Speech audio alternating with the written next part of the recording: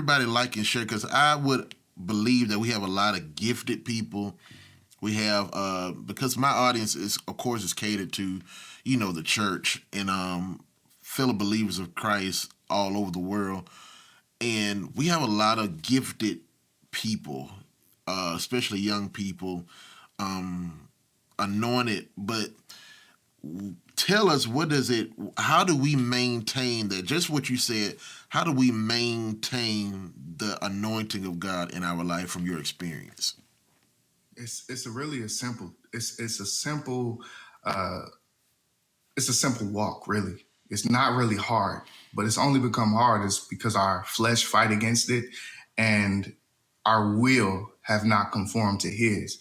And so, what it is really when I started learning who Christ was, that's when I understood the importance of purity. Christ used to say several times that He was doing His Father's will, or His food was to do the will of the Father, or only do what my Father in heaven sent me. That's the strategy right there. Like David, when David lived his life, you know how serious he was to be pure after his big fall that he had, was that he brought the Ark of the Covenant into his bedroom. He did not want to be far away from God anymore. He didn't want to make a mistake, that he brought it into a place that he had sin in. Remember, he slept with somebody's wife, and then he got the man killed, and sexual perversion was his thing. So he brought God into that place. And that's how you remain pure. That's how you remain. The struggle that you have, you bring God into that place. The struggle I had, I brought God in. So at nighttime, on the moments where I will feel myself, where the enemy would say, hey, pick up that phone, call this girl or call this person, I will bring God into that time, and I will take that moment, and I will force my flesh to pray. I will force myself to spend time in His presence. And that's good. The moment I kept forcing it, on those moments where I'm at my peak, was the moments where I felt breakthrough, and that now it became a habit of lifestyle. And so I'm more like, and I'm be honest with you, living a pure life is actually not a popular life either, because when you live a pure life, you intimidate people who don't live right. And I don't know why it's like that. Say that again. Say that again. That's going to bless somebody. Say that again. I'm so serious, man. When you live a pure life, you intimidate those who don't live right for the Lord. I have always, my whole life, and this is not a bragging, this is not nothing. You could try my spirit.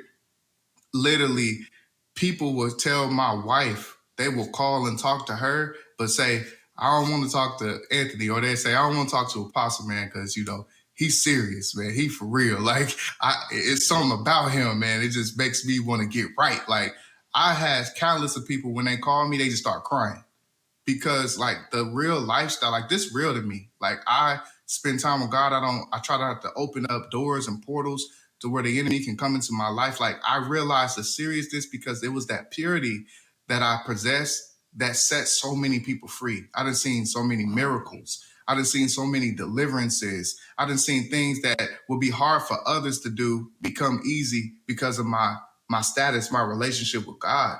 Am I perfect? Nope. But I realize that when I am in a moment and I find a weakness, I find strength in His presence. And we just got to be honest. How bad do we want to live for Christ? That's good. Our will, we have to will, and I said it on other platforms, and I say it here, we have to will to live for Him. The most powerful thing you have, is more powerful than casting out devils, than healing the sick, than all of that, is your will. And then once you learn how to subject that will to His, that right there is the key to living pure. And I believe that Christ even told us, like He told the lady that had 7 demons, and I think it was Mary Magdalene, He cast out 7 demons out of her, and He told her to go and sin no more. Every person He healed, He said, go and sin no more. And I always had a question like, why would Jesus tell somebody go and sin no more, when theologians and everybody say that we're going to sin every day? We're all and not perfect. And they use that as, believe we use all of that stuff as excuses to live anywhere we want to live. But if Jesus clearly tell a person, go and sin no more, I believe we have the ability through our will, if we decide to say, I'm going to live under the will of God, to say, I am not going to live my life focused on sin every day. living in sin every day. Every day I got to fall short. Every day I got to do this. No, you don't have to. You have to will to do this thing. Let me give you this last thing, and I'm going to leave this subject alone. Go for If it. you ever study Smith Wigglesworth, when I learned and studied Smith Wigglesworth, you look him up, he was a very powerful man of God. He was considered now a general of faith. But Smith Wigglesworth, when he did not even allow secular anything to come into his house. Like they had at the time, they ain't had the TVs, they had newspapers. So I remember Lester Summerall, another powerful man of God, one of the faith generals, was speaking with him and came to his house and brought a newspaper. And Smith Wigglesworth told him, I don't want that in my house. You got to leave that out there. And when they got together, the only thing they did was sat in that living room and they would read and pray, read and pray. Lester wasn't used to something like that. He was like, this man has lost his mind. He crazy. But his only desire was to be in the presence of the Lord. He read and prayed. That was his entertainment.